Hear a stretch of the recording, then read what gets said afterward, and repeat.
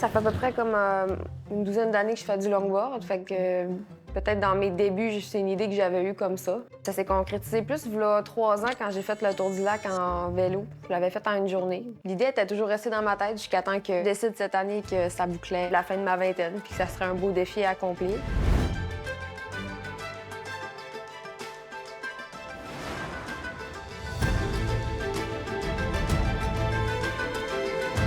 Je me suis levée vers midi. Après ça, je suis partie à 1h30. Fait que là, c'était une petite journée. Je me suis dit, je vais faire une petite après-midi. Je vais m'arrêter à Saint-Henri-de-Taillon. Ça a été difficile parce que c'est sûr, c'était quand même sur le bord de la route.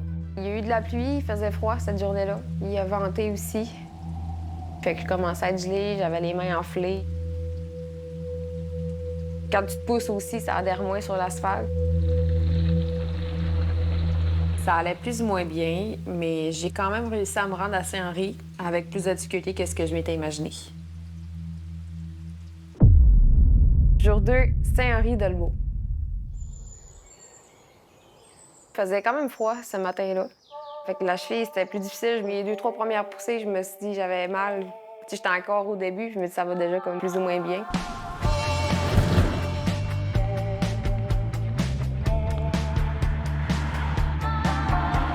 C'était pas mal juste sur le bord de la route pour regarder constamment. Pas trébucher non plus, parce que si tu tombes, ben, t'es dans la rue, puis les autos passent quand même, il y a du trafic. Ils se sont égarés au fond là-bas. Si seulement c'était dans les bois.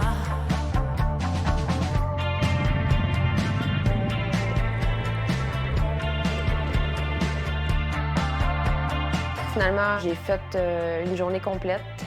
Je m'étais donné comme objectif Dolbeau. J'étais arrivée en après-midi, puis j'avais rien à faire. Fait que je me suis dit, ben, pourquoi pas continuer? J'avais encore du jus. Fait que j'ai filé jusqu'à Saint-Félicien. Pour trouver mon chemin, perdre le nord, non, jamais. Je me disais tout le temps, il me reste cette distance-là, je l'ai déjà faite.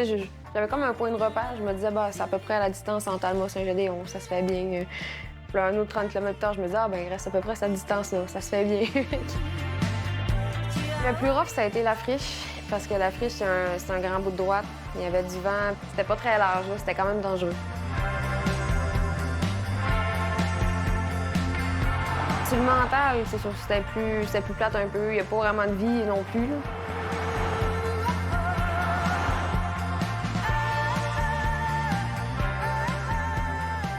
Cette journée-là, j'ai fait un minimum de 96 km.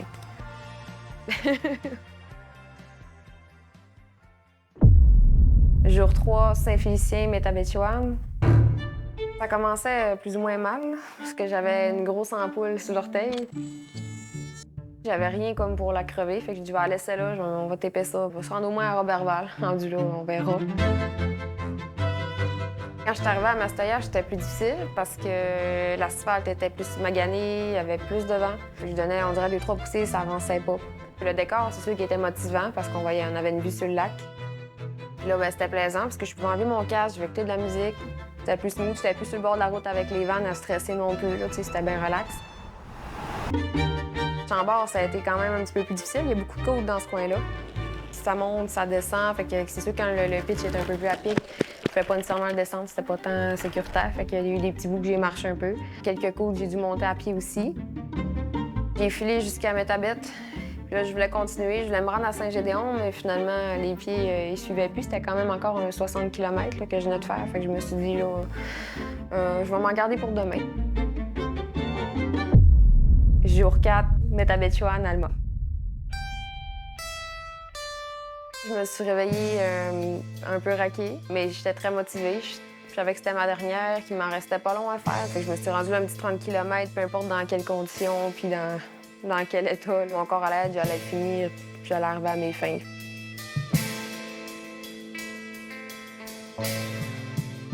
Les 2 derniers kilomètres, on dirait que je sentais plus la douleur. J'ai enlevé mon casque, j'ai remis mes écouteurs, j'ai mis ma toune.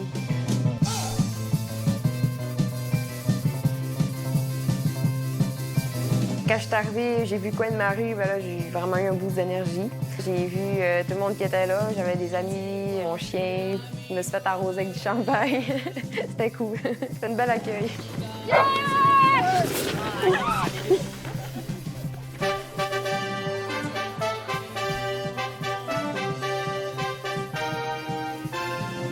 le réalisais plus ou moins à ce moment-là. J'étais fière, j'étais contente, puis j'étais comme soulagée que ça soit aussi fini puis que je sois arrivée à ma fin sans qu'il y ait eu trop de problèmes.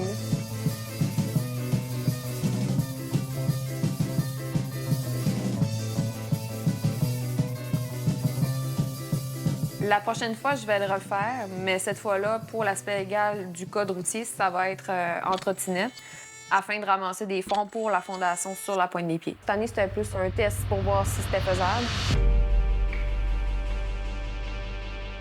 Les plus beaux moments, ça a été vraiment quand j'ai longé de Roberval aller jusqu'à Chambord, qu'on est vraiment en hauteur, on voit le lac. Il faisait beau, le lac était bleu.